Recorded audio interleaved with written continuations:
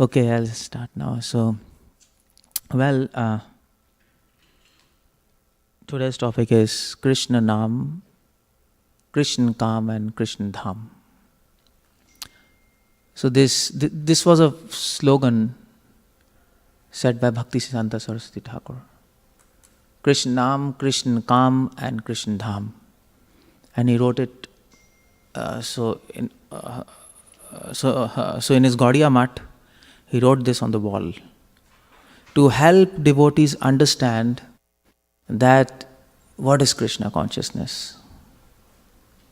If you ask what is Krishna consciousness, there are many definitions given by Prabhupada, many perspectives, but this is one concise and precise definition of Krishna consciousness. So Krishna means holy name, Krishna Dham. Krishna Dham means service, some activity for Krishna. And Krishna Dham means either you can say it as holy place or you can say it as association of devotees, because wherever there are devotees, that's holy place. And association of devotees means transaction of knowledge.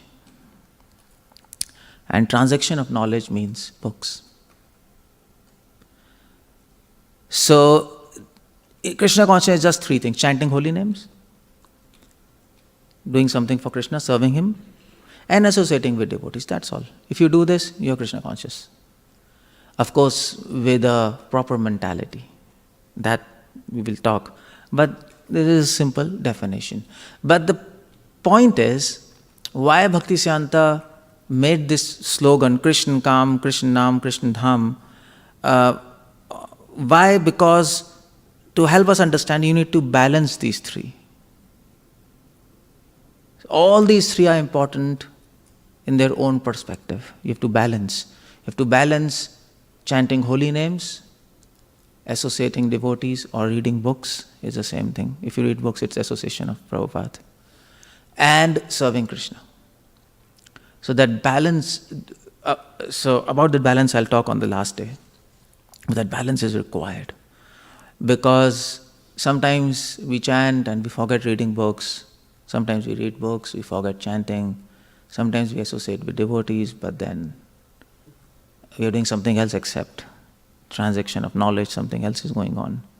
So we have to take care. That's why he made this phrase, Krishna Dham, Krishna Dham, Krishna Dham. So these three topics, so there are three topics in one phrase. And these three topics I'm going to discuss in 3 days. That's my idea, because you can't finish a whole topic in 1 day. So the first topic I'm going to discuss is Krishna Dham. Krishna Dham means as taking association of devotees, or in other words, reading Prabhupada books. If you want to associate with Prabhupada, you have to read his books, that's all. Prabhupada says, if you want to understand me, read my books. And the next day, and the next seminar topic I'll take as Krishna Dham, art of chanting. That's when we have Srimad Bhagavatam class. When is that? Saturday morning. And then on Sunday evening, I'll take the third topic, Krishna Dham, that is the art of service. Love, lust, and service. So that's how I designed this. So this is the first topic of that seminar, Krishna Dham, Krishna Dham, Krishna Dham, Krishna Dham. And the first topic is Krishna Dham. I start with books. Okay, so let's start this seminar now. Now this, having said that, about Krishna Dham, now I just told, holy place is defined by devotees. Now Srimad Bhagavatam says, if there are no devotees, that holy place is fit for crows and cows and donkeys and whatever animal you have. So that's not good for any human being. So besides that, holy place, wherever there are devotees, holy place automatically manifests. And Krishna says, there's a verse for that. Naham tishtami vaikuntho, yoginam hirdayeshu va,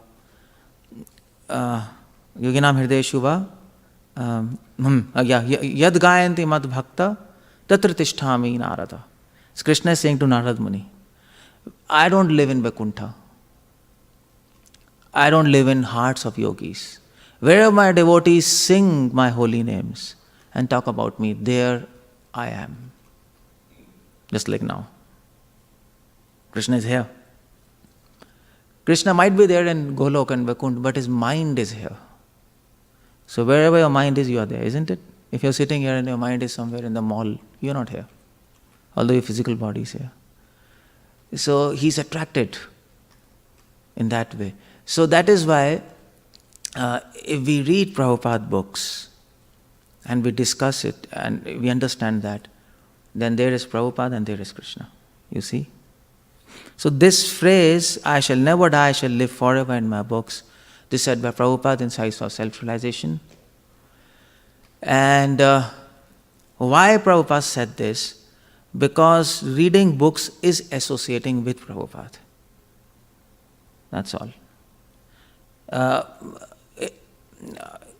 So Bhaktivinoda Thakur has written a poem and he says that a Vaishnava never dies, he forever lives in his words, isn't it? A devotee forever lives in his words. He's there. In the beginning there was word, W-O-R-D. And then everything manifested, no? Bible.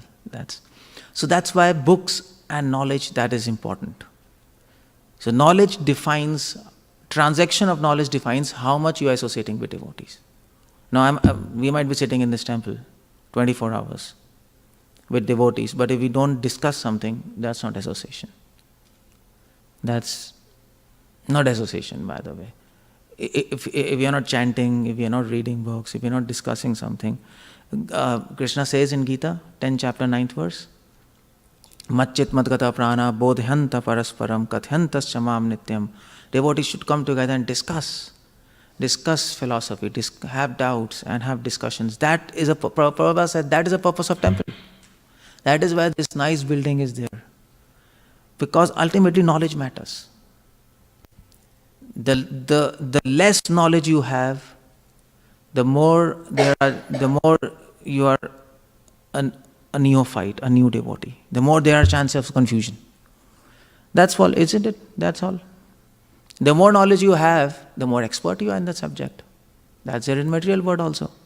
That's there in spiritual world also. So, why Prabhupada said this? I shall never die, I shall live forever in my books. Why he said this? To help us realize that we must read his books. And why he was emphasizing on reading his books? Because in 1972, he wrote a letter to Hamsadut, 22nd July, and he saw that devotees are not reading his books. And the legacy continues today, that of not reading books. Nobody is reading Prabhupada books. And that is the root cause of all problems in ISKCON. 95% problems. Oh yeah, okay. That's good. I hope people are watching that and listening. Well, that's very nice. But yeah, so that culture has to be there in our movement.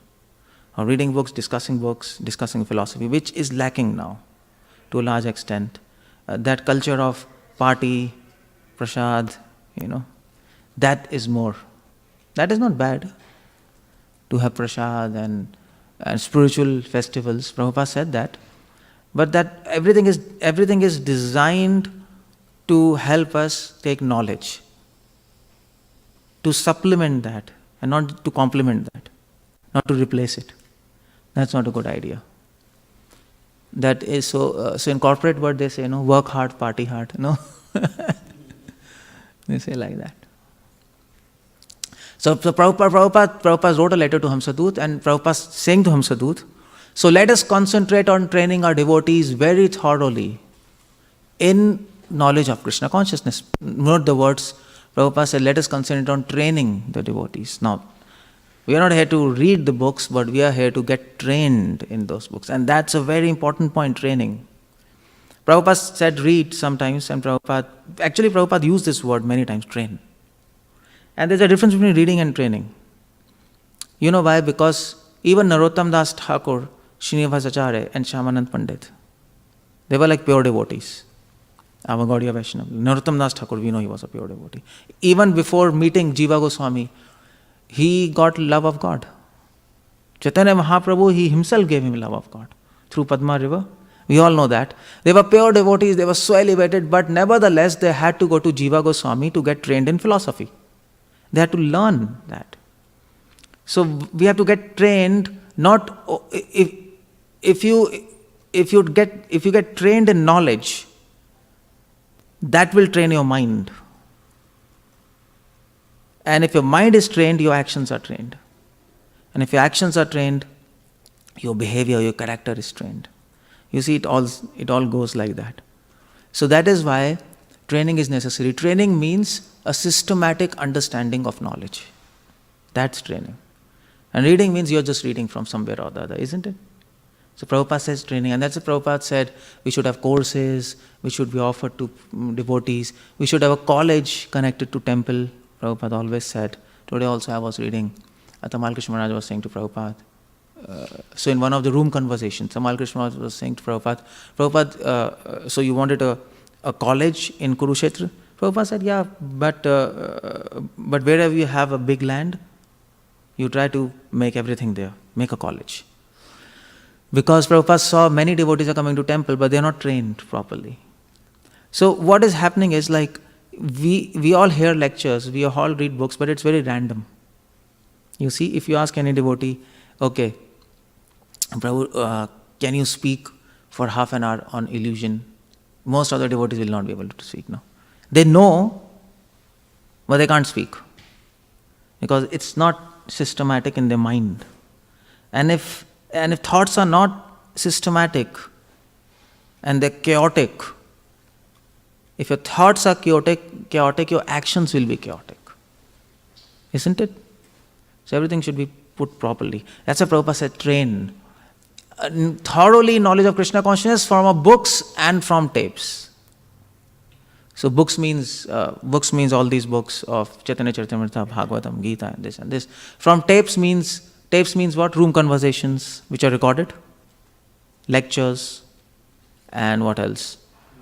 Morning walks. By discussing always and in so many ways, instruct them in right proposition. Some devotees says no, tapes and morning walks and room conversations and letters are very contextual and this and that. So Prabhupada, when he writes letters, he writes a letter to a person. So it's very specific and very contextual. But that idea is correct, but that's wrong also, because in letters and conversations, Prabhupada is giving so many general instructions. So many. And they are specific, but they're general instructions also. And by specific instructions, you learn something. You also learn. Now, having said this, I'm going to show you now why reading Prabhupada books are very important. What is there in his books that he's emphasizing so much? Why Prabhupada is saying, read my books. Prabhupada once said, I didn't write these books. Krishna made me write. And that was literal, Prabhupada was saying. And that's why Prabhupada used to hear his own books. In Los Angeles, no? Prabhupada used to sit, we see that, and devotees are reading Krishna book, and Prabhupada is reading, so devotees are saying, Prabhupada, you are hearing your own books? Prabhupada said, because Krishna wrote it. So, what is there in Prabhupada book? What's so special in Prabhupada books? Can you see that? You have to little. So, Prabhupada books have teachings of all previous acharyas. And not just teachings of all previous acharyas, which will make you just scholarly, but also irresistible enthusiasm. Prabhupada books doesn't offer you just a body of knowledge, which will make you scholarly, but it also offers you enthusiasm to execute that knowledge. But along with enthusiasm, Prabhupada books also helps us to understand where to put that enthusiasm. Okay, where to put that enthusiasm? In temple construction, in deity worship, in cooking? Prabhupada says no. Primary thing is preaching, fire of preaching. Prabhupada books have fire of preaching. And Prabhupada books helps us to inspire us to preach, but then along with preaching, Prabhupada books also gives a sense of urgency in that preaching, because you can keep on preaching. But then you don't know what to do with that preaching. How fast should I go in that preaching? And so that Prabhupada books give us sense of urgency and mission. What should I achieve by preaching? What's my goal? What this preaching is to give me, what's my target? That Prabhupada books help us to understand. And not just preaching, enthusiasm, urgency and mission. Devotees are generally preaching, they distribute books, they're enthusiastic. But we have seen many devotees lack a deep philosophical understanding. They're not so deep, because it's a busy life. You're doing this. So Prabhupada books also offers us deep philosophy. You don't have to read this book, that book from market, to understand deep philosophy, because Prabhupada books are simple. No, it will give you very deep philosophy. And not just deep philosophy, but also mellows and taste. Prabhupada books, if you read, you don't become dry. Because if you simply read philosophy, your heart becomes dry, isn't it? So Prabhupada books offers us taste and mellows, also of Vrindavan. And then, having said all this, Prabhupada books also give us warnings, or 4 warnings, and helps us understand where we can go wrong, what can happen to us if we go like this. So if you're a new devotee, what are the obstacles which can come in devotion? If you're an advanced devotee, there are some warnings that you might get caught up in name, fame, or whatever. Prabhupada is giving all these warnings to help his disciples. But along with warnings, Prabhupada also gives great hope and blessings. That is there in Prabhupada books. So all these things are there in Prabhupada books. That is why Prabhupada says, my books are a complete package. A complete package. If you read my books, you get all these things. You get teachings, you get enthusiasm, preaching, sense of urgency and mission, deep philosophy, mellows, warnings, and blessings of Prabhupada. Blessings are very important. You can make a project and a big plan, but if you don't have blessings, you'll not be able to finish it. You can't execute it properly. So I'm going to give examples of each of them now. How Prabhupada books give us all these things. From Prabhupada books, I'll quote from Prabhupada books now. All these things. So, the first one is, Srila Prabhupada books have the essence of all previous acharyas. Now, so when we talk of previous acharyas, I am focusing on Gaudiya Vaishnava acharyas. Isn't it? I mean to say there are many paramparas also. But Gaudiya Vaishnava acharyas, they, especially Prabhupada, Bhakti Siddhanta, Gaur Kishore Das Babaji and Bhakti Vinod Thakur, who are here. It also goes like this? Okay, good. Okay. So Prabhupada, Bhakti Siddhanta, Gaur Kishore Das Babaji, Bhakti Vinod Thakur. So these 4 acharyas are known as Vartaman Acharya. So acharyas are divided into 2 parts. Purvarti Acharya and Vartaman Acharya. So Vartaman Acharya means present acharyas. Purvarti Acharyas means previous acharyas. So these 4 are our present acharya. Prabhupada, Bhakti Siddhanta, Gaur Kishore Das Babaji, Bhakti Vinod Thakur. And previous acharyas are Vishwanath Chakravarti Thakur, Narottam Das Thakur, Shad Goswamis. We read in Parampara, they are previous. And it is said, it is very important to understand Vartaman Acharya. Through them we can understand previous acharyas. Otherwise it's not possible. If we try to go to previous acharyas, just only previous acharyas, like Purvarti acharyas, and not Vartaman acharyas, then we can't understand them. So these Vartaman acharyas, they understood the books of their parampara, their spiritual masters. And they assimilated it, and now they are giving to us. And Prabhupada gave the essence of all these Vartaman acharyas and previous, everything. So, how did Prabhupada do that? How does Prabhupada books do that? Okay. This is Bhakti Vinod Thakur, and this is from Chaitanya Charitamrita, Adi Leela, 9 chapter, 51st verse. And Prabhupada in one statement of purport, this is purport. In one statement of that, Prabhupada summarizes entire philosophy of Bhagavad Gita. Bhakti Vinod Thakur, sorry. So you can read his books, that's very nice. But But even if you don't make reading his books, if you simply understand this one statement and apply in your life, you can understand Bhaktivinoda Thakur's teachings. You see, Prabhupada is such a genius. So, Prabhupada summarizes Bhaktivinoda Thakur teachings in 3 points, in one statement. And that's how we should read Prabhupada books, by the way. I'm also showing you how to read. Every statement must be broken into various points. One statement is packed with knowledge. You might notice, you might not notice. That's another thing, why it is there. So this is Bhaktivinoda Thakur's teaching. The first, just in 3 points, that's all. So Prabhupada writes, tear will fill his eyes, he will be unable to chant Mahamantra distinctly, and his heart will throb in ecstasy. See? This is Bhaktivinoda Thakur. Bhaktivinoda Thakur's whole life was focused on helping us to chant the holy names. Isn't it? That's Bhaktivinoda Thakur. Bhaktivinoda Thakur wrote the book Bhajan Rahasya, Harinam Chintamani. All his teachings were focused on chanting holy names. Sharanagati, you see, all holy names. In our Vaishnava song book, all Bhaktivinoda Thakur is saying, he's talking about holy names. So, Nama, Shuddha, Rasa, all these things. Jeev Jago, that's also holy name. Naam bina aar kichu nahi, chauda bhuvan maje. So, Bhaktivinoda Thakur talked of holy name, but not just of chanting of holy names. That was not his philosophy. That was not his teaching. The teaching was to get a taste in holy name. And there's a difference in that. Now, chanting holy names, everybody was talking at that time. All upper sampradayas were also talking. But Bhaktivinoda Thakur said, no, chanting holy name, that is okay. But my teachings will help you to understand how to get taste in chanting. And that is very different thing. No? Like new devotees, they chant, but they don't have a taste. They generally chant because of fear, no? We generally, when we are new, we chant because of fear of offense. We have to complete our rounds, otherwise there will be offense. Or if you don't chant with a concentration, then there will be offense. No, it's all basically, inspiring factor is fear. Or maybe Guru said, so I have to complete 16 rounds. That's what happens with all of us. And that's okay. Beginning of devotional life is due to fear.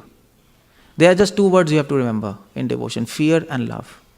Generally people engage love in devotion, but they don't know how to engage fear.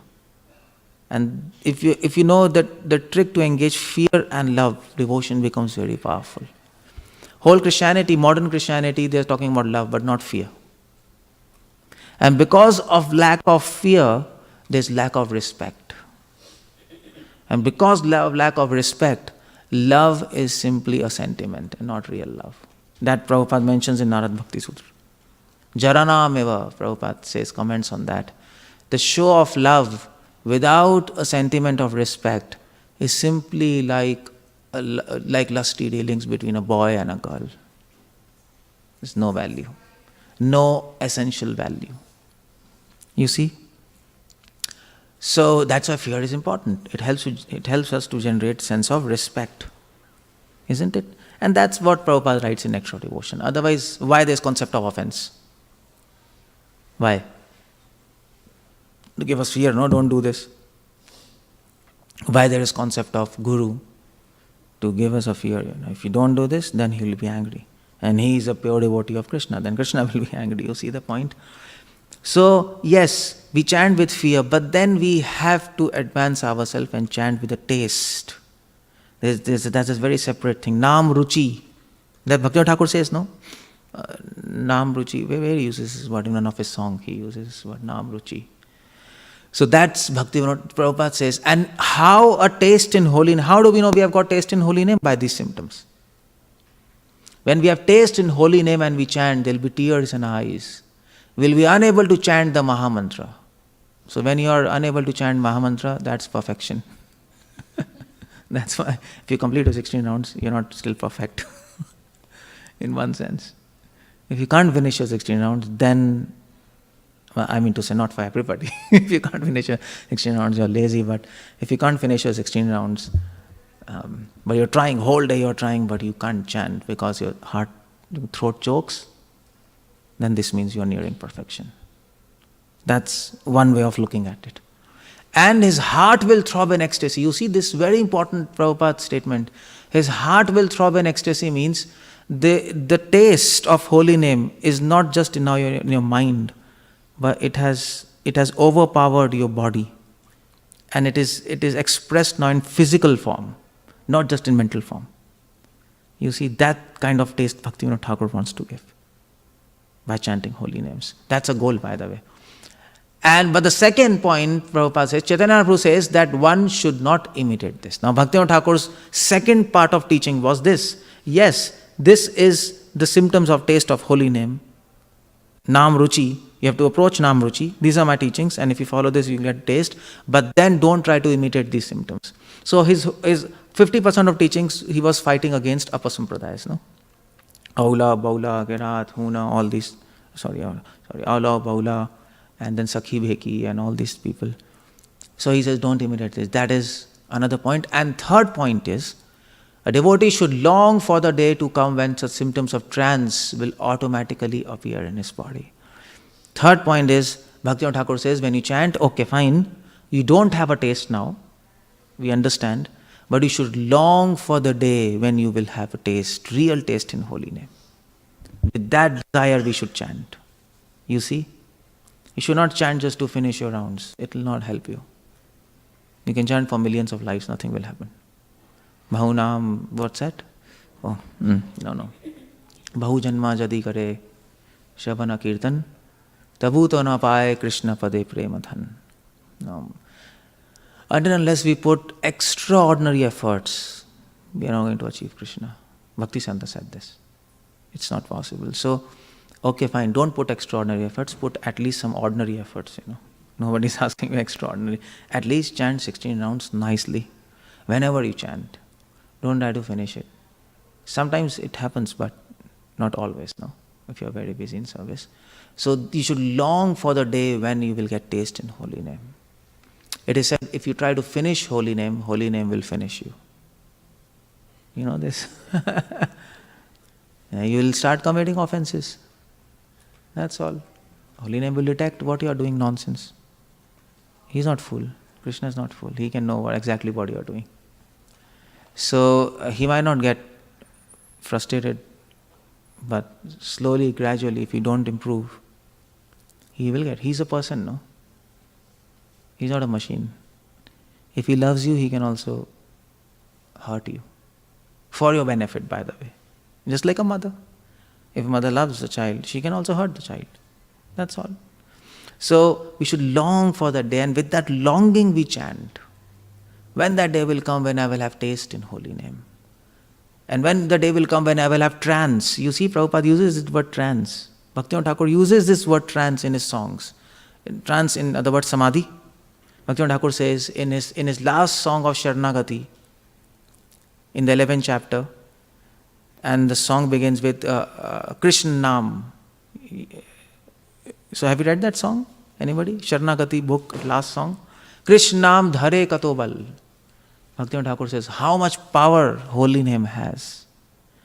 That when it enters my ear, my legs start trembling. My heart starts throbbing. I have no control on myself. That is Bhaktivinoda Thakur.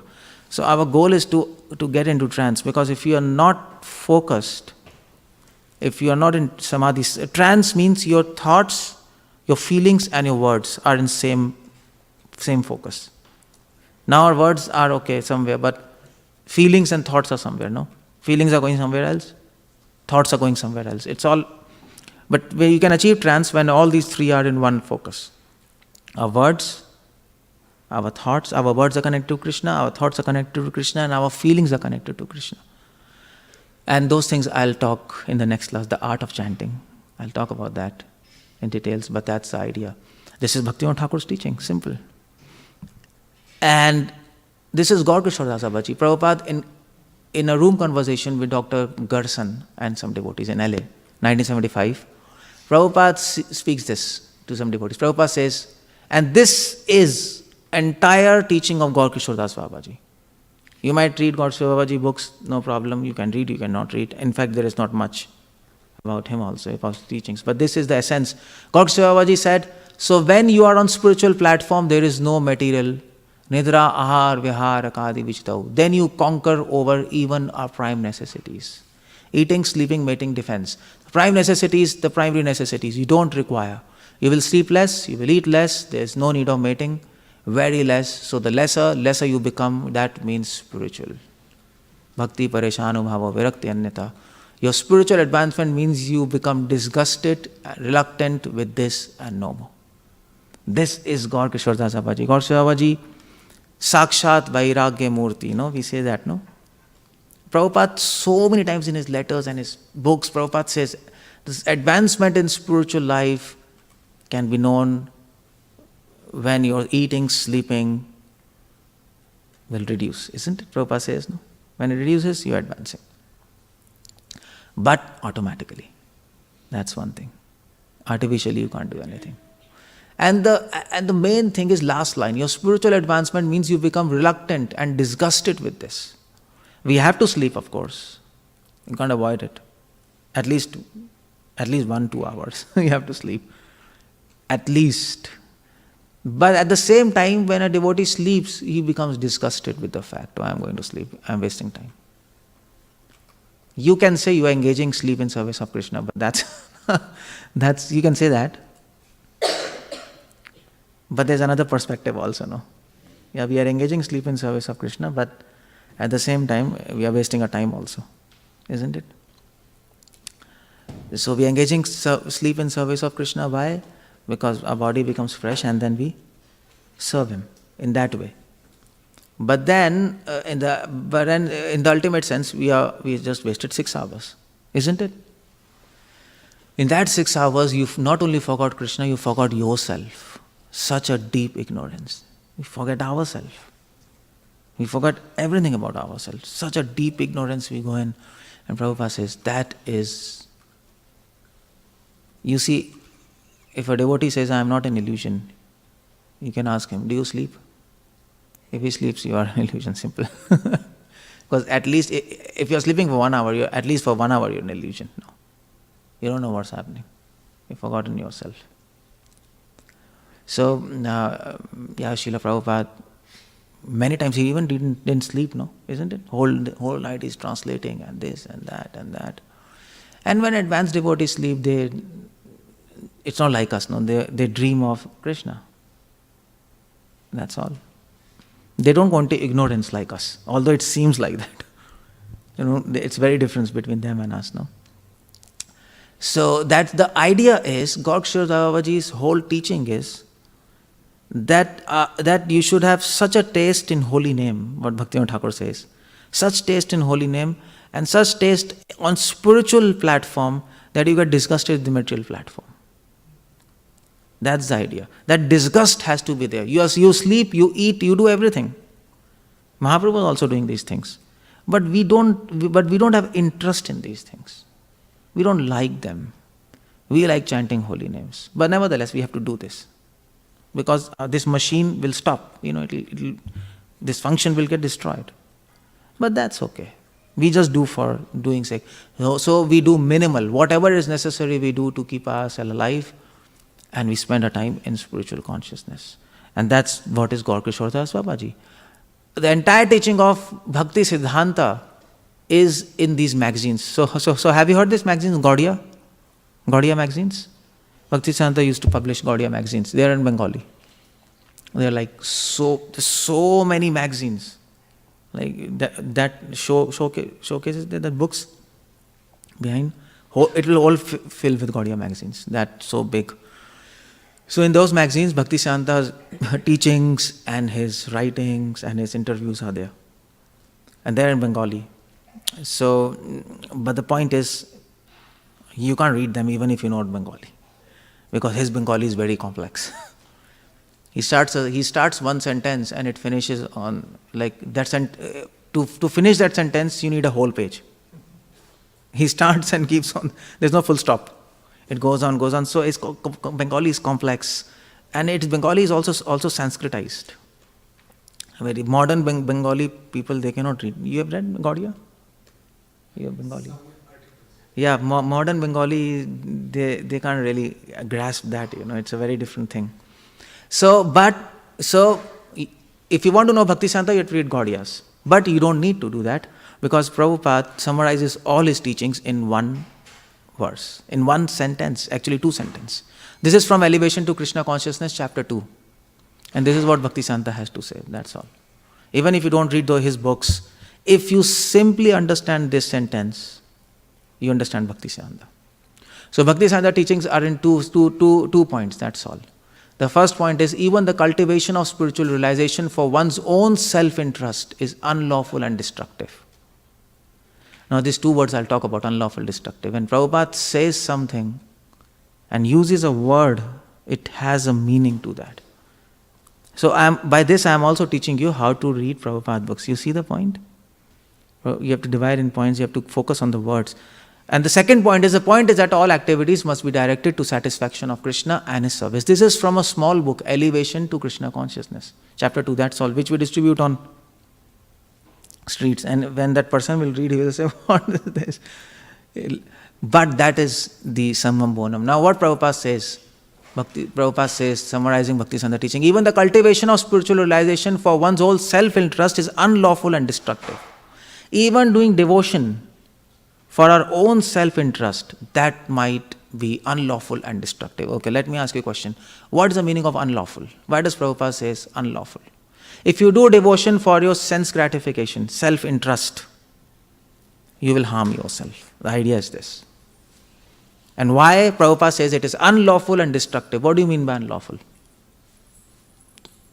I mean, it's not permitted. Oh, yeah, okay, fine. What's the term like this English, but then what's this Sanskrit term? Yeah, so why Prabhupada says it's unlawful? Why unlawful? It's a different word, no? Unlawful. You see, if you come to Krishna for your own happiness and satisfaction and peace, Prabhupada says that's unlawful. The idea is that. If you come to Krishna and you pray, Krishna give me peace, that's unlawful. Not just unlawful, but destructive. Now I'll talk about that. So unlawful is, what is law called? Dharma. Unlawful is adharma. Prabhupada says that is adharma. If you come to Krishna for peace and happiness and satisfaction, you're not only out of devotion, but you're out of religion. You're out of religious principles. What to talk of devotion? Devotion is built on religious principles. But you're out of religion, you're irreligious. Now that's a very big word, because entire religion is based on just one word. Just one. That is selflessness. That's all. Any activity which carries this virtue of selflessness, that becomes religion. Any activity which carries the evil of selfishness, that becomes irreligion. That's all, if you want to understand that. And that's what actually Prabhupada also says. I'll quote afterwards. That is what is very important. Whole life of Socrates, he spent his life to decide what is religion, what is irreligion, what is virtue, what is evil. And he used to debate and this, people couldn't guess it. Because you know why? Because the same activity can be adharma, same activity can be dharma. Isn't it? So, for example, killing somebody is adharma. But Arjuna kills, and that's his action is in the book which is a prototype for dharma. Isn't it Bhagavad Gita? It starts with killing. The book of Dharma, Gita, it starts with killing. Now, what do you say about that? Same action becomes religion. How why? Because ordinary killing is for selfishness, so it is adharma. Arjuna is killing not for selfishness, but for Krishna. It is selfless, so it becomes dharma. You see? So it's unlawful. Doing devotion for one's self-interest, that's unlawful. Don't go to Krishna and ask for peace and happiness. Don't even expect that. It will come itself, no problem. It's a side effect, by the way. Happiness is a side effect of devotion. So if you take a medicine, you don't take a medicine for its side effect, no? That's crazy. Prabhupada was in Mexico. I was hearing lecture, and then Prabhupada was saying, so what's the goal of life? So one Mexican said, he said goal of life is humbleness. And then Prabhupada said to devotee, Prabhupada said, tell him, even a donkey is humble. That's all. Prabhupada said, that's not the goal of life. Goal of life is not happiness. If goal of life is happiness, then birds are very happy, no? Flying in the air. It's so nice. We all want to fly in air, no? They're so happy. A monkey is very happy. At least it looks happy. Going there. No worries. From one branch to another branch here. So, happiness is not the aim of life. Peace is not the aim of life. If you talk of peace, the crane, you know crane? It stands on one leg. Like very peaceful, just standing for 2-3 hours, nothing, it's just meditating. Very peaceful, no problem. So, aim of life is to become selfless for Krishna. That's the idea. So, unlawful and destructive. This is very important. If we do sense gratification and if we come to Krishna for our self-interest, we will harm ourselves. We can harm. It can be very destructive because we'll start doing offenses. Now, that's the idea, no? Okay. Everybody who comes to Krishna, initially, they come with a motive, isn't it? A new person. He comes for peace, happiness, that's okay. Krishna forgives. Krishna understands he's a new person. He's a person, no? He understands, okay, he's a new, he doesn't have knowledge, fine. Come, he'll give mercy. But even 5, 6, 7, 10 years, till after that you are praying to Krishna for peace, happiness, and you're looking for all that, Krishna will become very unhappy and he'll punish you. So that may be destructive, So Prabhupada, these two words are very important, unlawful. Prabhupada uses such nice words, And that's why Prabhupada books have a deep philosophy in them. So you have to dissect the statements and look at this. So this is one sentence. In one sentence, Bhakti Siddhanta's entire teaching. That's all, 2 points. Okay, in one sentence, Madhvacharya's entire teaching is there. Ava Sampradaya is connected to Madhva, no? So this is a lecture on Srimad Bhagavatam, 1974, December 20. Madhva says, now you see, Madhva's whole teachings Prabhupada summarizes in 4 points. Just in one line, that too in lecture. He's speaking ordinarily. But his ordinary words, like so-called ordinary words, he's speaking, that also carries a deep import. When a self-realized soul speaks, he doesn't speak like us. His every word carries a depth. Because those words are coming from depth. Our words are coming from throat. Their words are coming from soul. And what comes from throat? What happens?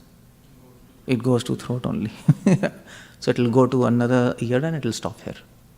What comes from soul, it goes to soul. That's why Prabhupada's words touches the soul, no? It touches the soul.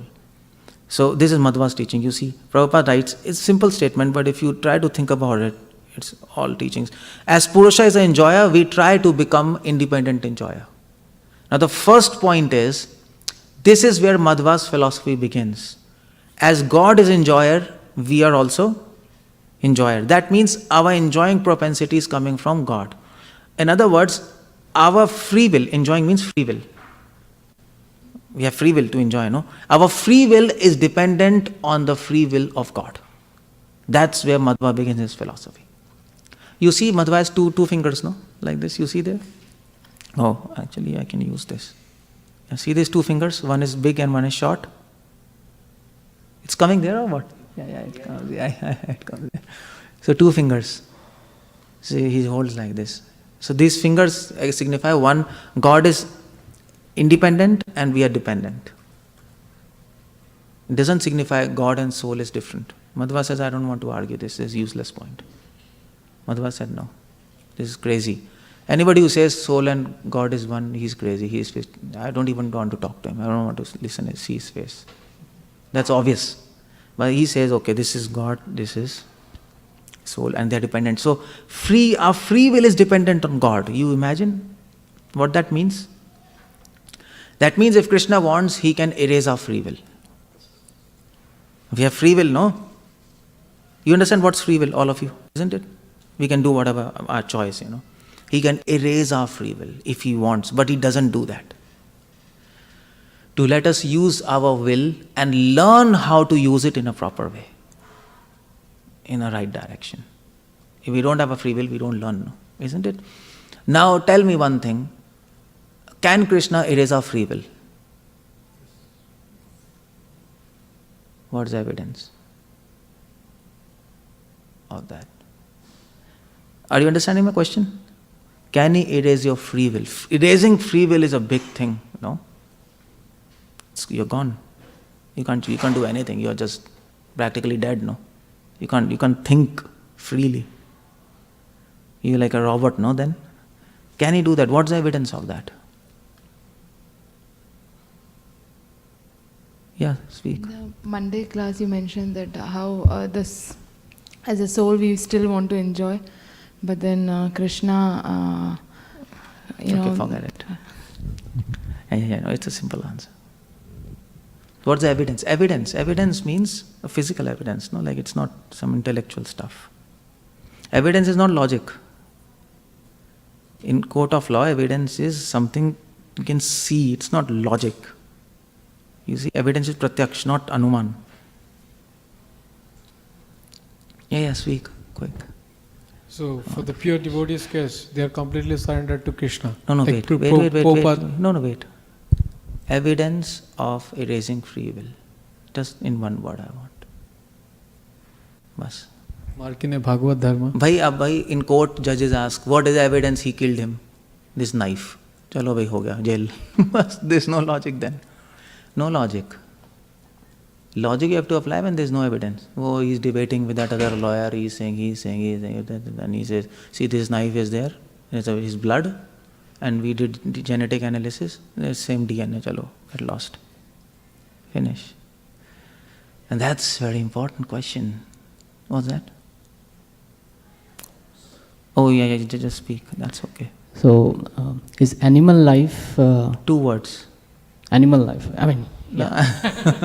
No, what I think... no. I think animal life is not a evidence of erasing free will. No, animals also have free will. But they are not devoid of free will. Limited, but they have free will. Yeah, I'm talking limited. about erasing free will. It's a very different take. Okay, if you don't know, that's fine. The evidence, you get evidence daily, by the way. When you sleep at night. Deep sleep is evidence of erasing your free will. That's all. Every day Krishna erases your free will for 6 hours. Continuous. Not just your free will, but your I he erases. Your sense of I, which we have so much proud. I am deciding, I am doing this, I am doing this. Even in devotion, everything is revolving around I, isn't it? So we come to Krishna, okay, Kartik Damodarashtakam, why you are doing? Because you will get a lot of benefits, you know. If you chant 1 round, it will become, what's that? We will get millions of rounds benefits. Okay, it comes to I. Okay, fine. Okay, fine. If I chant this stotra, it will give me protection. It all comes to that I. And this, Krishna erases. Okay, finish. Krishna says, you don't know how to use it, I'll erase it. That's all. Either use it properly or I'll erase it. So Krishna gives that deep sleep. Krishna says about that. And that is death. Death is permanent erase of your I. You're finished. But then of course I doesn't die. We are not Mayavadis. It gets erased. But then it again comes back in the next body, isn't it? So Krishna can do that. Krishna can permanently erase your I. Finish, you're in black hole. So free will is dependent on Krishna. That's where Madhava starts his philosophy, by the way. But second point is we misuse that free will. Isn't it? We become independent enjoyer. That's the point. We don't understand our free will is dependent on Krishna and we start misusing our free will. And because of that, third point Madhava says, because of independent enjoyer of this material world and baffled one after another, baffled and at last finally baffled. So when we try to independently enjoy this material world, we start become frustrated, no? Isn't it? That we know. You enjoy without Krishna, you become frustrated. That's what is third point of Madhava. If you try to be independent, you will suffer. And finally, Prabhupada says, then he wants to become Supreme Purusha, I am God. He tries to enjoy, he doesn't get enjoyment. He tries this, he tries that, ultimately frustration. Finally he says, okay, let me try to become God. Then I will not get frustrated. Maybe. Let's try that out. And that is Mayavad. So, you see, Madhva says, Mayavad is not born of a philosophy. Mayavad is born of frustration. And Prabhupada mentions in Bhagavad Gita, Vittaraga, Bhaya, Krodha. You see, in that purport, Prabhupada says, Mayavad is born of bhaya, fear, and frustration. When a person becomes frustrated, life after life, enjoying, he wants to enjoy, he makes plans, but it gets destroyed. He makes plans, it gets destroyed, and he says, now I want to become like God, and I want to have supreme power so that my plans will never become frustrated. That is Hiranyakashipu. So Hiranyakashipu was a big Mayavadi, by the way. So Mayavad is born of sense gross enjoyment and frustration. This is what Madhva's analysis is. All these Shankara people, these Mayavadis used to come and they used to say, we are Jnanis. Madhva used to say, you are frustrated people, that's all, not Jnanis. You are crazy, frustrated people. You are not Jnanis, that's all. You see, there's a difference, no? How beautifully Prabhupada summarizes Madhva's philosophy. Just in lecture, he's speaking, random, he's not thinking, speaking. This shows how much Prabhupada is realized. And this shows how much important it is to read Prabhupada books and read his lectures. Lectures are transcribed also, no? And conversations. Otherwise you'll miss many things. Okay. So Prabhupada books not only give us summary of or essence of all the philosophy, Prabhupada books also gives us practical insight. It is not just philosophy Prabhupada gives. He doesn't want to make you bookworm or armchair philosopher. Isn't it like that, no? You read all philosophy, all books, and you sit and, okay, this is philosophy. Prabhupada gives practical insight. Not just philosophy, but application. Not just philosophy, but action. And Prabhupada says here, in one of his letters, 1971, Prabhupada says, if you can make good propaganda, then everyone will become attracted to Krishna consciousness. That is our mission. There is no Acharya who has used this word propaganda. No. Every Acharya has used the word preaching, prachar, or maybe giving knowledge, jnana, all these words. No Acharya has used this word propaganda. Prabhupada uses the word propaganda. Now, what's the difference between preaching and propaganda? What's the difference between preaching? Prabhupada said, you can do nice preaching, then everyone will be attracted to Krishna consciousness. No, Prabhupada doesn't say that. Prabhupada says, do good propaganda. What's the difference between propaganda and preaching? I want quick answers, there's no time. So, that's why. You don't know? Come on. Prabhupada has used the word very often, propaganda. You know this, no? In his books. Probably you might not notice that. Now, there's a difference between propaganda and preaching. Preaching is this, what I'm doing. But propaganda is, Prabhupada said one, philosophy is for classes, kirtan is for masses. Now, propaganda requires creative ideas. To propagate preaching, there's a difference. Preaching is you giving knowledge in the class. Propaganda is you develop ideas to spread that knowledge. To spread preaching, propaganda is required. You see the point? Now, and all these foreign disciples, they were very good at propaganda. All these, Prabhupada's early disciples. Like that classical example I give, that Prabhupada went to Bombay and he did Pandal program. So there were around 10,000 people attending, every day in Bombay. Now they advertised. How they did propaganda?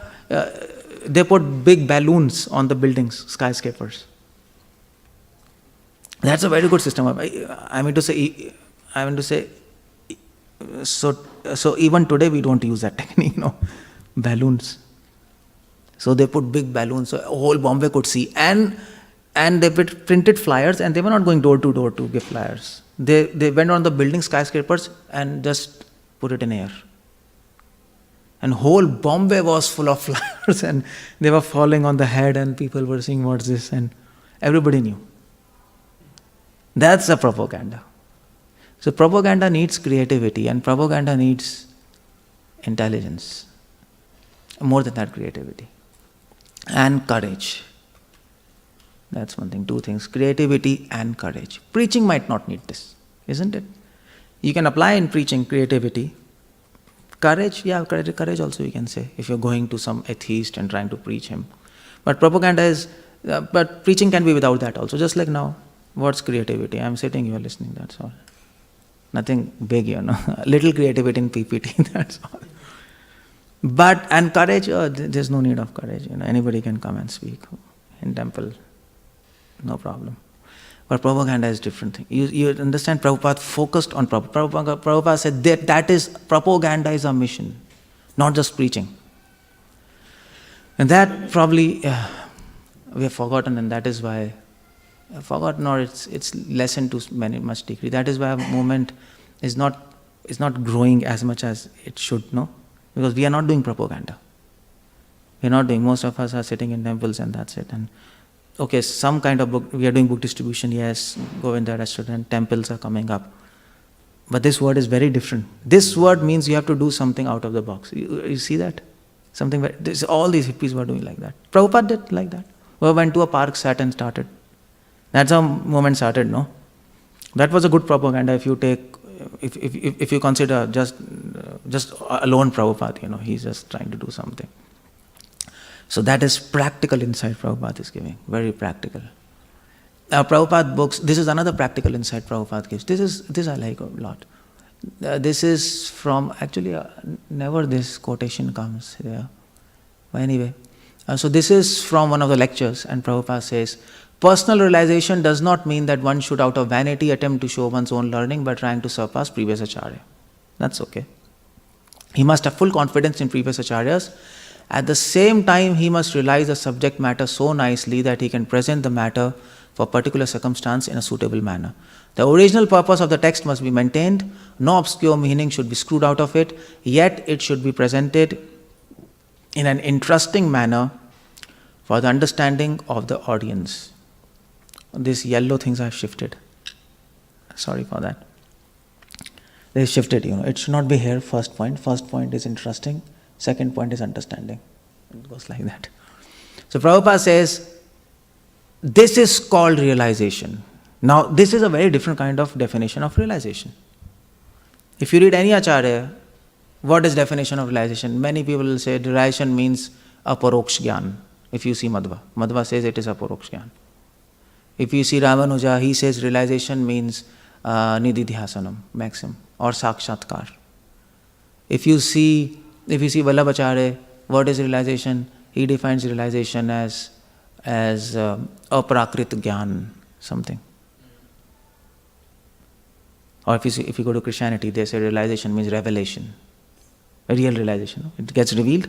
But Prabhupada gives a very practical definition of realization. What is realization? If you can present the subject matter in a very interesting and understandable way, two things, this means you are realized. So you can know a person is realized or not. If you can present his subject matter in an interesting way and in a way that a person understands. You know why? Because you can't create interest unless you don't have interest. You can't do that. What you don't have, you can't give. You can give points from folio. But if you're not interested in your own points, which you have just written, you can't create interest. And if you don't understand, you can't make others understand. It's impossible. And this interest and understanding only comes when you have understood the subject matter. When you're that subject matter and you are one, isn't it? And that is called realization. And this, okay, fine. Now here's a question. From where Prabhupada is writing this? Like, it's a speculation or what? This definition of realization. What is this? Huh? Yeah, prayer from Shastras, that's the idea. That I know from Shastras and experience. But Prabhupada is not speculating. Prabhupada is speaking from somewhere. From where he is speaking? the definition of realization. He should present in an interesting and understanding manner. That is why, if you want to know a person who is realized or not, you can know only when he starts preaching. A fool is not known until he opens his mouth. No? He looks wise. So people who don't preach, you can never know whether they are realized or not. And they can't even help others to become realized. Because they don't know. They don't want to preach. They can't understand the subject matter. If you understand the subject matter, you will want to share with others, no? If you get interested in the subject matter, you want, yes, others should know. So realization means preaching in a way which is interesting and understanding. You see the point? Now which is this verse? Prabhupada, you have to see the evidence because Prabhupada doesn't speak. Everything is as it is. Prabhupada doesn't write from his mind. He's not a writer, just a mundane writer. And you know this.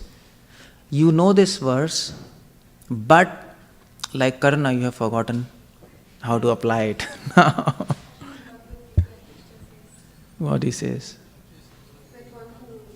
Preaches, No, gives this. No, that's not the verse. You need two words, interesting and understanding. That's the idea. You know it, but you don't know where to apply. And that means you're not realized. Because if you realized, you would have known where to apply this. But you don't know how to apply. You see the point? Can you repeat the question? Question is, Prabhupada says, the subject matter should be presented in an interesting and understanding manner. That is called realization. This is a definition of realization. From where Prabhupada is getting this definition? Which verse? For this, you have to read books of Prabhupada with an open mind. Otherwise, you don't get this. If you try to cram it, you don't get this.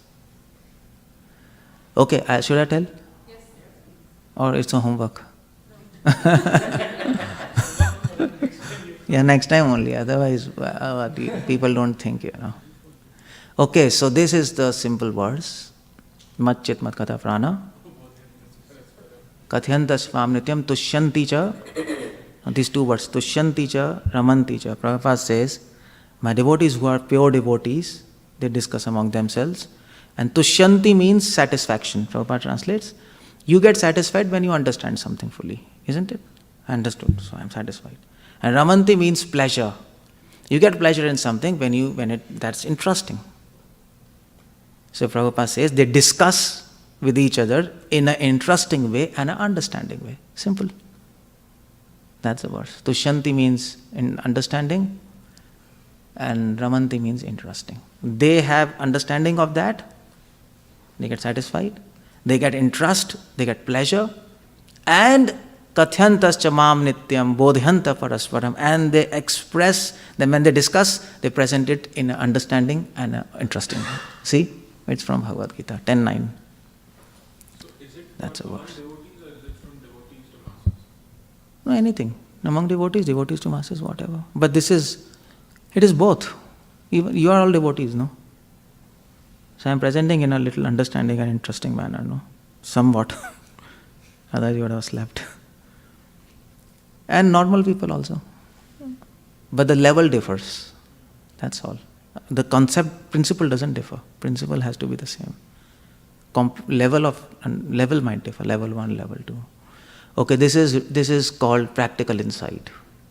Practical insight of definitions. Prabhupada doesn't give theoretical definitions. Prabhupada always likes to give practical definitions. And this is from one of the lectures. Simple. Prabhupada books doesn't have just practical insights, but also have enthusiasm. Irresistible enthusiasm. He gives insights and then he says, do it now. Don't just keep it to yourself. Enthusiasm to share it. Prabhupada says in Srimad Bhagavatam purport, devotees never satisfied thinking, this is the limit of my devotional service. The more he engages in the service of the Lord, the more service he wants to give. That is why it is said there is no Sunday in Krishna consciousness. You can't relax. You can't say, I've done so much service, now I'll relax. That's the point where illusion will catch you. We can't think of relaxation. No. We have to be on our toes. And Prabhupada says, this is one of the lecture. This is nice. In material conditioned life, you can see from back. In if you can't see, you can turn your back. People can see in the back. In the material conditioned life, your aim is how to satisfy your senses. And Krishna consciousness means you have to work in the same spirit, same vigor, but you have to satisfy Krishna. It's a beautiful line. Prabhupada says, just like you were working like mad dogs in the material world, with same spirit you have to work here.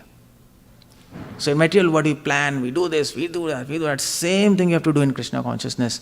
That is spiritual life. Not that you have to become lazy fellow. Prabhupada uses this word, lazy. Lazy fellow. Krishna consciousness means, as Krishna instructs, you must be very, very busy 24 hours. That is Krishna consciousness. Not to become a lazy fellow and eat and sleep. And no. That's not what Prabhupada wanted. We have to be busy. That's what Prabhupada says. You have knowledge, you have books, you have enthusiasm, you have insight. Now do it. That is what is enthusiasm. Enthusiasm is action in Krishna consciousness. Prabhupada defines enthusiasm like that, no? Intelligence in Krishna consciousness, isn't it? In the act of instruction. And intelligence, Prabhupada defines in Buddhi Yoga as action in Krishna consciousness. So enthusiasm is action. If you say, I'm very enthusiastic, don't do anything. What's the meaning of that? That's why Prabhupada said, do it. Do it. Don't just keep on thinking. Don't do that. So Prabhupada forces us to do something. And not only enthusiasm, Prabhupada helps us to understand where to apply that enthusiasm, because we can apply enthusiasm in so many things and miss the whole point. Prabhupada says, no, don't apply enthusiasm don't apply whole enthusiasm in prasadam. That's not the point. Whole enthusiasm in making temples. No, that's not the point. Enthusiasm should be applied for preaching. These are the tools to preach. That way we have to look. Not in itself. This is not in itself everything, no? Isn't it? So enthusiasm should be applied in preaching. And Prabhupada says preaching must be a fight in morning walk. So Prabhupada says, yes, you should be enthusiastic, but not enthusiastic to love, but to fight. That's what Prabhupada was not a saint, by the way. Prabhupada was a warrior. Senapati? We heard that. What's that? Senapati. Warrior, no? It's not my speculation. It's there. You know that. You see the point. He brought a message of love, but that love is expressed as a fight. That's the point.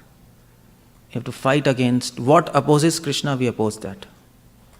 So that's why Prabhupada said, you challenge scientists, you challenge these materialistic people, you do this. Prabhupada says, you defeat them. Prabhupada says, you show them that they are wrong. You know, Prabhupada uses this word, rascal scientist and this and that. Prabhupada says, you're stupid, level-headed. So that's what enthusiasm, we need enthusiasm to fight, not just to love. That's a very different take. Very different take. We have, Prabhupada in his humbleness, he said, now, so we have one latest lecture of Prabhupada, it's released now, new lectures. One of the lecture Prabhupada said, in his last days, Prabhupada in humbleness, he said, I tried so hard, but I failed to stop the waves of Kali Yuga. Prabhupada said, we failed. Prabhupada said, our mission failed. We couldn't stop Kali Yuga. Prabhupada said that. So that Maya and Kali Yuga is advancing very fast. If you want to stop it, you have to be like a warrior, not just like a saint. Bless, love. No, that's okay. But along with that, this is more important. That's what Prabhupada's message is. Yes, you have to stop them. Somehow. Stop them. Otherwise innocent people get destroyed, you know. What you will do? Whom you will love? There's no one. They will take everybody. That's all.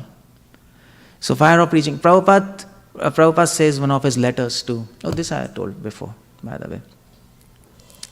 Prabhupada's letters are very inspiring. Prabhupada says, in this 1970 actually, Prabhupada says, please accept my humble obeisances. I beg to acknowledge receipt of your kind letter dated 24 June 1970. I'm very glad to learn that your last responsibilities in family affairs are now discharged. Your two daughters are now married. Now in this ripe old age, you can devote yourself to spreading Krishna conscious movement all over the world. And there's a person who's got this letter, he might be like, what's happening? Yeah. I wanted to go to Vrindavan now and do my bhajan. Prabhupada is saying, now you should do that. This is Prabhupada books. If you read any other book of any other Acharya, Vishwanath, Narottam Das Thakur, Rupa Goswami, you will not get this fire of preaching. That is why many people are reading those books and sitting in Vrindavan. All these people who start reading, without reading Prabhupada books, if you read those books, it will harm you. We don't say you don't read these books, but first Prabhupada books, you have to read those books through the vision of Prabhupada. And even if you don't read those books, you don't lose anything because everything is there in his books. That's the idea. If you read, okay, fine. But first this. And I've seen many people who read those books but don't read Prabhupada books, like in Gaudiya Math and other also. So I don't say there are no good, very nice people, devotees there. But most of the trend have gone down. They can't understand what is exactly. They don't have enthusiasm to preach. It doesn't happen like that. I've seen many scholars. Jiva Goswami, Shat Sandarbh, they know left and right, but no enthusiasm for preaching, nothing. I've seen that. No practical insight. All scholarly Sanskrit words here and there, and you can't understand any damn thing. You can't change your life. Doesn't happen like that. Prabhupada gives fire of preaching. Prabhupada books also gives a sense of urgency and mission. Prabhupada doesn't say keep on preaching. First says you have to bring an effect. It's an urgent thing. Okay, I'll preach, I'll do propaganda, and okay, fine, nicely go. No, there's urgency and a mission. This is Bhagavad Gita 9 chapter 30th verse purport. Prabhupada says, devotional service is more or less a declaration of war against illusory energy. This is preaching. Preaching means we have declared a war against this civilization. That's all. And so I think yesterday or day before yesterday I gave a lecture how Mahaprabhu's movement is about revolt. Isn't? If you have seen that. Mahaprabhu is talking about revolt. And that was his mission. A revolt against society. And that is, it's such a nice word, declaration of war. That is our mission. And in war, either you do or die. There are two options. In war, if you relax, what's going to happen? You're dead. That's all, you're dead. You're dead at that moment. You can't afford to relax. That's what is Prabhupada books giving us. Prabhupada books not only give preaching, practical insight, enthusiasm, and I was telling you, like in a movement, many people are not so deep philosophically. At least I have not noted, my personal thing. Because there are so many things, preaching and this and that and that and that and that and that. So they read Prabhupada books, but then not in a depth, or people don't read Prabhupada books. So Prabhupada books, if you read, you'll get a deep philosophy also. There's action and philosophy. You see both. So this is from one of the lecture of Prabhupada, and Prabhupada says, now this is simple, but you may not have noted this. As spirit soul, we have got our original sense, but that sense are now covered by this material contamination. Just like my senses, my hand burns during fever. But when the fever is moved or removed, when I get free from fever, then I feel nice. See? Simple. When the fever comes down, we feel nice. Similarly, we have got our senses. When we are freed from material contamination, we have got a proper use of senses and enjoyment. It's a typical example, no? Prabhupada says, when fever reduces, you feel nice. When material fever reduces, you come in your constitutional position. Simple point. But it's a very deep philosophy, and this is technically called as Swataha Praman, self-evident truth. This is one word on which whole Madhva's philosophy revolves. Swataha Praman. And that's what Prabhupada says. Krishna consciousness, you don't need any certificate. Prabhupada says, no. You know yourself. So for example, so Madhva gives example of Swataha Praman. Like hunger is Swataha Praman, no? Self-evident truth. If you feel hungry, you're confirmed you're hungry. You don't need a confirmation. You don't need a confirmation to prove yourself you're hungry. Praman comes with hunger. You see the point? You feel hungry and you know. You feel sleepy, you know. You feel thirsty, you know. You don't need a proof. You don't need to prove yourself, I am feeling hungry. So, knowledge and proof comes together. That is called Swataha Praman. You understand? Knowledge of hunger comes and proof also comes. I am hungry, yeah. Because it's in your experience. Krishna consciousness is Swataha Praman. Prabhupada is giving that example. When material fever goes down, our Krishna consciousness appears. Knowledge of Krishna consciousness appears and you don't need proof of anybody. You know you are Krishna consciousness within yourself. That's why Prabhupada says you don't need any certificate from anybody. If you are pure, if you are becoming pure, you will know within yourself you are becoming pure. If you are becoming contaminated, you know within yourself you are becoming contaminated. If you are genuine and sincere. That's Swataha Praman. This is another deep philosophy Prabhupada gives in lecture, one of the lecture. Very deep philosophy. Whole Vedas are based on this sutra. Yatha andam tatha pindam. You know andam? Andam means universe, like egg. Pindam means body. Whatever is there in cosmos, that is there in your body. And Prabhupada says in one of the lecture, simply this material cosmic manifestation is working very nicely. Sun is rising, moon is rising, seasons change, air is blowing, the light is there, heat is there. Why? Because there is big consciousness. And that small consciousness in your body and my body keeping this body fit. Similarly, there is another greater consciousness which is keeping this material world fit and working in order. You see? So, yatha andam tatha pindam. So, whole material universe is like a body. Just like we have a body and soul, and a soul is making a body work. Similarly, this whole universe is like a body, and the soul of this universe is God. So whatever is there, it is there here. You see, it's a replication. And then it goes to the cells. Similarly, the cells, nucleus and electrons. So this whole universe is like a hologram, you know. It goes in layers. It's whole. Om Purnamada Purnamada. That concept Prabhupada is giving. It's a very important concept for Ayurveda. Yatha andam tatha pindam. So you see such deep philosophy in simple words. Prabhupada also gives not just deep philosophy, but what's happening? But discussions on mellows and taste. Prabhupada books will not dry your heart. You know, people say, no, Prabhupada books are so simple, our heart becomes dry. No. Prabhupada gives vision and the means to attain that vision. See, Prabhupada says in Elevation to Krishna Consciousness. Now people say, ISKCON, no, we'll leave, we'll go to Gaudiya Math and Radha Kund and this because they're talking about Radha. You don't talk about Radha. Prabhupada is talking about Radha in small book. We should be more interested in worshipping Radharani, see. Simple. However fallen we may be, if somehow or other we can please her, we can very easily understand Krishna. This is what whole philosophy of Radha Kund is. But people don't read Prabhupada books and they say, no, Prabhupada doesn't mention about Radharani and this Prabhupada mentions. But uniqueness in Prabhupada is, Prabhupada also defines what you mean by worshipping Radharani. Worshipping Radharani doesn't mean simple saying Radhe Radhe. Krishna doesn't like, okay, fine, you're saying Radhe Radhe, that's okay. But you have to live up to what you say.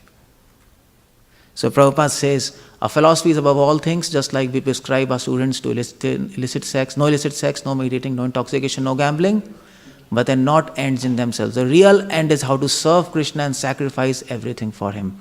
This is one of a letter, and then Prabhupada says after in the letter, this is Radha. So how to worship Radha? Yeah, we are interested in worshipping Radha more than Krishna. But how to worship her? By saying Radha Radhe? No. By serving and sacrificing for Krishna. That is Radha.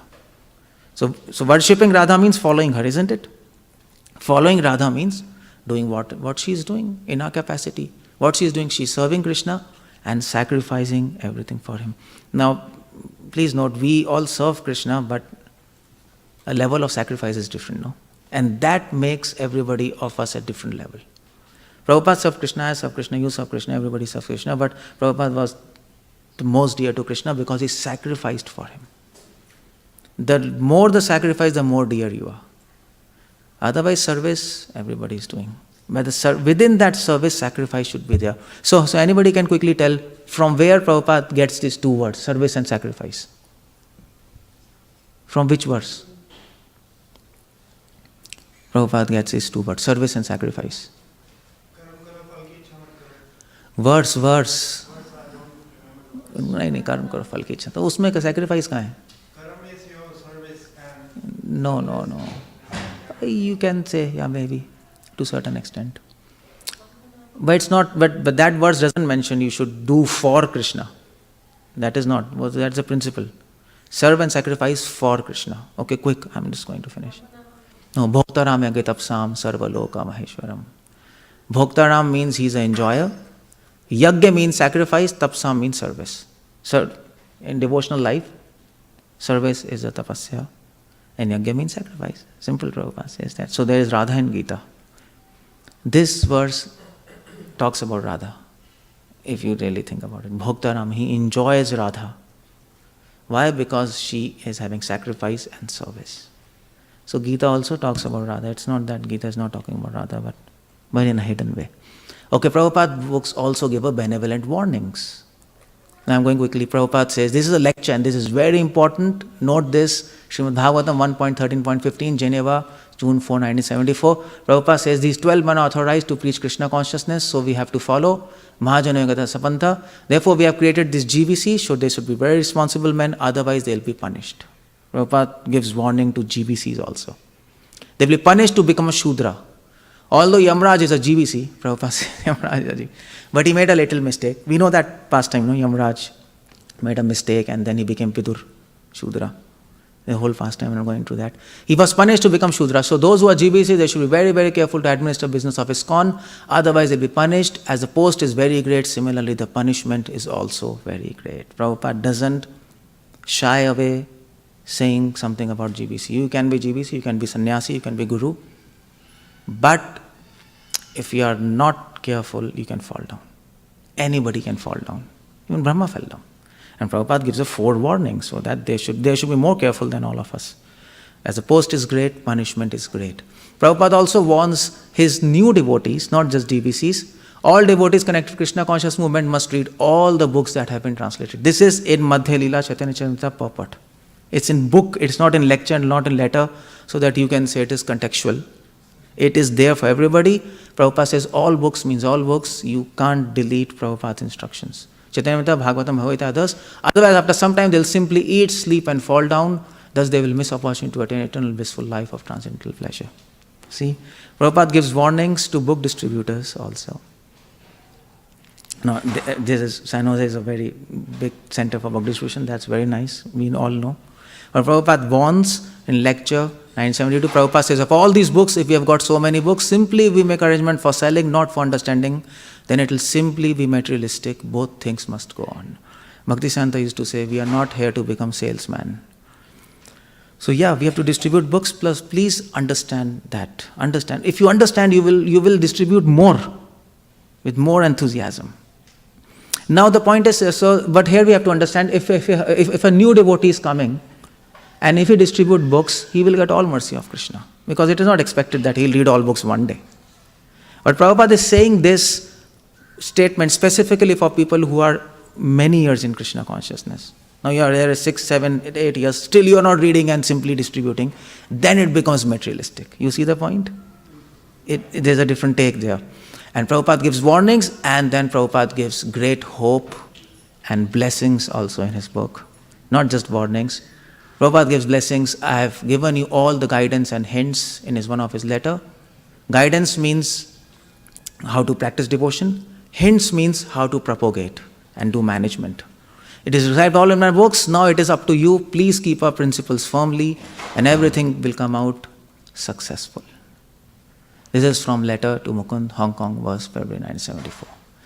Everything is in my books. That's where Prabhupada says, I shall never die. I shall forever live in my books. Hare Krishna. Srila Prabhupada ki jai. Thank you very much. Any questions? And you can ask. Yeah. Hare Krishna Prabhu. Amazing lecture and very deep insights. The question is, so you said fight. And the concept of fight is really attractive. The thing is, we always see fight among devotees on which tool to be used. Yeah, that's the point. Prabhupada says fight outside the temple, fight inside the temple. Fight with wrong conceptions. Okay, before I answer you, let me just tell you, these are 2 pen drives with me. Not 2, like many of them. Not just 2. But these are English and Hindi lectures. Last year, I guess you might have taken some, but these are different. In this pen drives, what I did, I put things systematically. Like whole Bhagavad Gita is there, Nectar of Devotion, Nectar of Instruction, so that you can understand, no? Like all these seminars are there. So if you want these pen drives, they are both English and Hindi lectures, both different. If you want, you can have. If you don't have cash, I can also swipe the card for you. And these are the books. I think many devotees have taken, but those who have not taken, you can take these books. Whatever I spoke whatever I'm speaking in these seminars, that's in this book, Mighty Efforts. But you have to read this book slowly, otherwise it's difficult to understand. But it's there, Mighty Efforts, and there's one more book, Crazy Ideas. You can have a look. It's talking about many other questions you might have faced in preaching. You can argue with them. In that Crazy Ideas, I have given arguments from Western philosophy, Indian philosophy, not just our books. So it gives you a broad perspective. Okay, having said that. So, yeah, fighting, not within. Basically, people just have fights on that. Some say Buddhist, some say youth preaching, some say this, some say that. But itself becomes too much conflict. Well, any fighting, whatever works, use that in fighting. Just have to defeat the enemy. If you are able to make others devotees and defeat their wrong conception, that's the best. But the best thing is knowledge and philosophy. Otherwise, we'll not be able to go much far, Like all these tools are there, book distribution, this and that. That's very nice. Book distribution is a big tool, God knows, who reads and when they read and they become devotees. We know all stories. So that's one of the tools. Govinda restaurant, that's also. By prasadam, many people became devotees. And by philosophy and lectures. So what works, do that. Yeah. But you should know all the tools. That's the idea. Because when the point comes of to using something else, if the enemy shoots something and you don't know, you're dead. So warrior knows all tools, but he might use some tool at some point. But you should be expert in everything. Not that you're expert in one thing. And that's why Prabhupada says, if you're simply distributing books, not understanding, then it becomes materialistic. After some time, not initially. After some time. Yeah, Mataji. So Prabhu, the first point that you said that it has to be, this doing devotional service for self-interest is destructive and unlawful, right? But even in Bhagavatam prayers, if you see at the end of the verses, it say that you say this prayer, you'll get this, you'll get that. No, but yeah, I understand. Right? Even Bhagavatam says sometimes, like Gajendra Moksh says, if you stand this, you will not get bad dreams. Kaliya says that pastime, if you think about this, you will not get fear of snakes.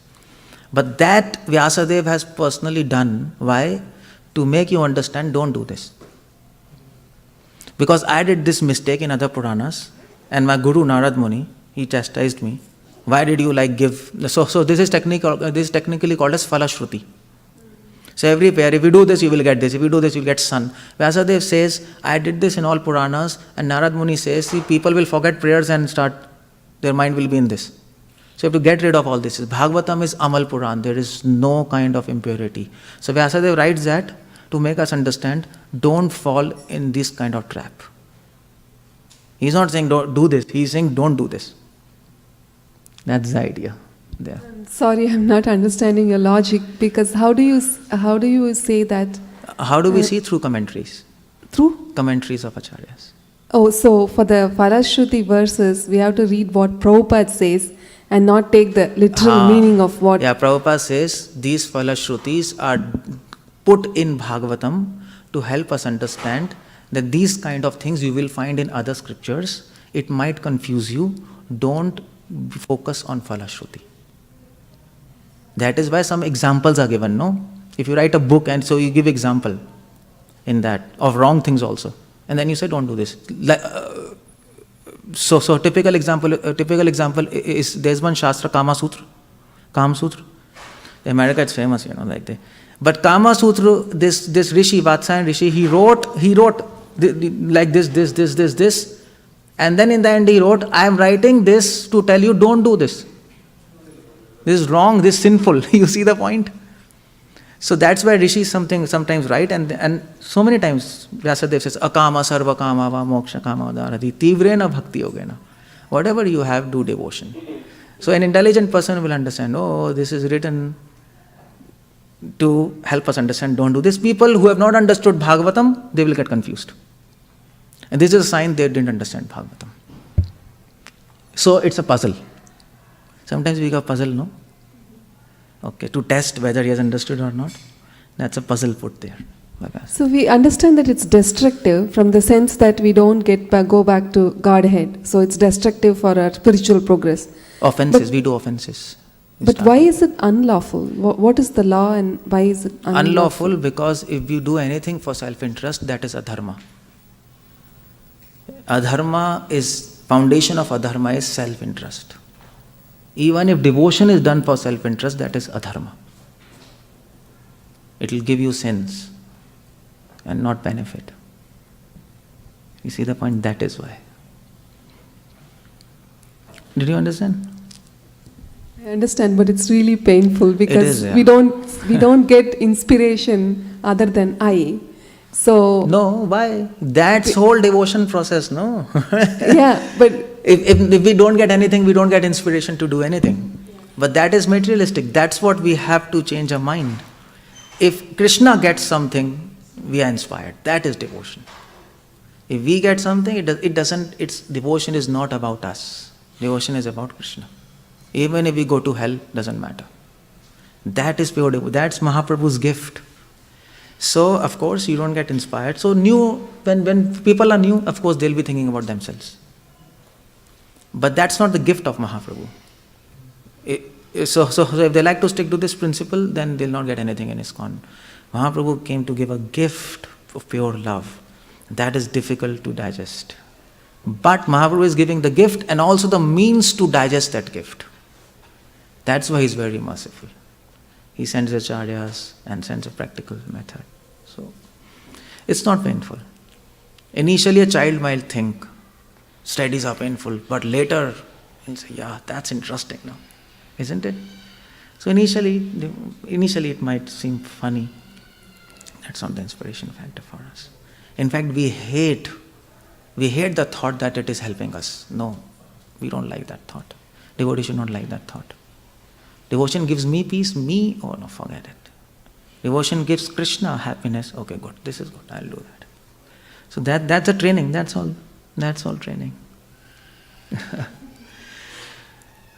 Okay, so we have to, and how much time we should? Thank you, Prabhu. So you are mentioning about the propaganda, Prabhu, the word propaganda, and you were telling we should be very creative and we should put our attention to create new methods of preaching. But we see that, there are lots of new methods that are coming out and not everything is, successful and not also everything is according to the teaching of creativity within the bounds of Prabhupada books and scriptures. Creativity outside scriptures, that is creativity in ignorance. Creativity within the bounds of scriptures, that is creativity in goodness. So you're right, it should be within the bounds of scriptures. That is presumed in that. When you talk of propaganda, you should not go, you're right actually. This is an important point. I have another point to understand. The thing is that you are, when you're speaking, because you have read Srila Prabhupada's book very deeply and thoroughly, that's why you have insight, okay, Srila Prabhupada has presented this philosophy of this sampradaya in these words. But if somebody comes from another school, say for an example, somebody is from Sri Sampradaya is coming and telling, okay, our Acharya has also these teachings, but words may be in different way or phrases may be in different way. So then he can show that. Good. If your Acharya is having, that's very nice news. You also become perfect. That's okay. But it's not there. This, what Prabhupada has given, it's not there. Because Prabhupada teachings are tailored for this time. Those Acharyas were 900 years back. Then they were instructing, no? They were different kind of situations. So it is suited for us. and future. Prabhupada is given like that.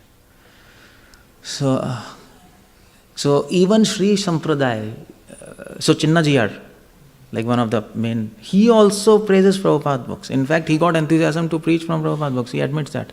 Even Madhva Sampradaya, Puti ke Mat Pejawar Mat Swami, they said, they themselves said, what we can do in 100 years, 800 years, Prabhupada did in 10 years. And Swamiji, I think Pejawar Mat, Puti ke Mat, I don't know exactly which one. He went to foreign America. He came here. It's not allowed to cross Indian border. But he said, well, I read Prabhupada books and I got inspired to preach. And they frankly admit. So then, it's not like ordinary, the acharyas are admitting. Prabhuji, early in the lecture you were talking about Nam Ruchi, and later in the lecture, about preaching. So Nam Ruchi, there seems to be an understanding that one has to put effort in chanting the holy name, and preaching may, not give that much time. So I just wanted to understand what exactly then is Nam Ruchi. If somebody says that, too much time, I'm not able to give time to chanting. Okay, so this point of balancing chanting and service and reading books, I'll talk on the last day. But the idea is, the more you chant with Ruchi, the more you like to preach. Prabhupada says, the result of good chanting is you want to serve Krishna, isn't it? That should be the result. So if you chant with taste, you will want to share that thing, with everybody. And that's preaching. Ultimately, what's the end of preaching? Chanting. If you can't bring that person to chanting, what's the point of your preaching? What you're doing? So it goes together. It goes together. That's how it goes. But that balance, I'll talk about that in the last class, about balance.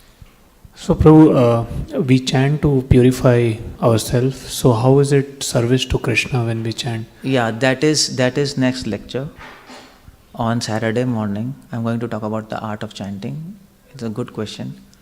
How chanting is service. Now that I'll ask you all first of all on that day. And that's the whole lecture all about that, the art of chanting. If you can figure out this, your chanting becomes perfect. But to figure out this, that's the most difficult part. How that is service. We know that is service theoretically, but how exactly that is service? That's why I'm going to talk there. Isn't it? Okay, so if there's no question, thank you very much for hearing and listening to this. So my whole intention by this seminar is to show you how to read Prabhupada books. I mean, people, 95% devotees are not reading books, by the way, as far as my analysis. Some devotees are reading also, but not as it has to be read like this, from a very practical manner. So I just helped you to see how you should read Prabhupada books and make it a point to read his books daily. That's very important.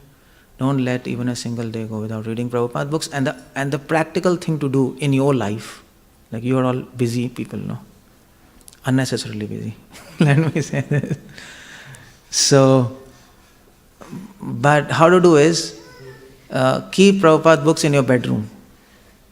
Don't make a shelf in your house, first of all. It's waste of money. It will be always in your shelf, as it is, yeah. You will do nothing. You'll never read it. You see all these magazines and newspapers. So we keep these magazine newspapers where? No, on table, no? So that some guest comes, he'll pick it up and read. So keep Prabhupada books in your bedroom. Or in your drawing room, on the table, in your bedroom. So whenever you sit, maybe sometimes you'll see and pick it up and read, no? Like that. It'll help you to read those books. And you keep it in bedroom, and as soon as you get up, before getting up from your bed, take that book from behind you and read it for half an hour. Otherwise, if you start doing your life, then you'll not get time. Am I right or not? You might think, today I'll read, but you'll not get time. But that's some practical insight. I do that. Because our life is also busy, you have to talk to many devotees. So as soon as I get up, before keeping a foot on the ground, I take that book and read for half an hour. And so in that way, even earth will feel blessed. Otherwise, earth will think, what is this burden on me, One more burden. So you have to first keep Krishna in your mind and then step on the earth. Isn't it? So that's a very good thing, morning. And when you sleep, before sleeping, also take that book and read for half an hour. So like that 1 hour reading you do, without disturbing your schedule. And you can keep on doing that. Any other schedule if you make besides this, that's good, that's additional. But those kind of schedules I have seen practically, sometimes you'll do, sometimes you'll not do, sometimes here and there. But this schedule you can do anywhere on this planet, no? Even if you travel, you can do. You are traveling somewhere, relative or somewhere, you will sleep definitely. So you get up, read half an hour, sleep, you read half an hour, that's how you read Prabhupada books. And if you want to learn shlokas of Prabhupada's, learn it in bathroom. That's all. I'm speaking something practical, not don't say I told learn shlokas in bathroom. But that's what you will be able to do it. Bathroom you spend like 40 minutes, like most of you, isn't it? We spend like 5-10 minutes. We are like brahmacharis. But for grahasthas it takes time. So 40 minutes you just read one verse, go in bathroom, repeat, keep on repeating. After 40 minutes when you come out, you will remember that. I've tried this with many congregation. So I was in Charlotte, somewhere, yeah, I was in Omaha. I told devotees to do like that. In 3 days they learned 6 shlokas. And it works in bathroom, what to do? So keep on repeating and you are undisturbed. So like that you can read many Prabhupada books. So 1 hour daily you get for 360 days, 360 hours. You can finish many books. Okay, thank you very much for coming here. Now we'll all do Damodar Ashtakam. And if anybody wants these pen drives, they can have in English and Hindi. All this what I've got to say many things I can't share. Can't tell you now everything, but I'll discuss. Saturday morning we have Art of Chanting seminar, 7:30, and then Sunday evening I'll do Art of Service. Krishna Dham, Krishna Dham, Krishna Dham. Anyone wants pen drive, I'll be there outside on the table and books. And thank you very much. Hare Krishna. Srila Prabhupada ki jai. Okay. Let's do Damodar Ashtakam. Okay. Thank you.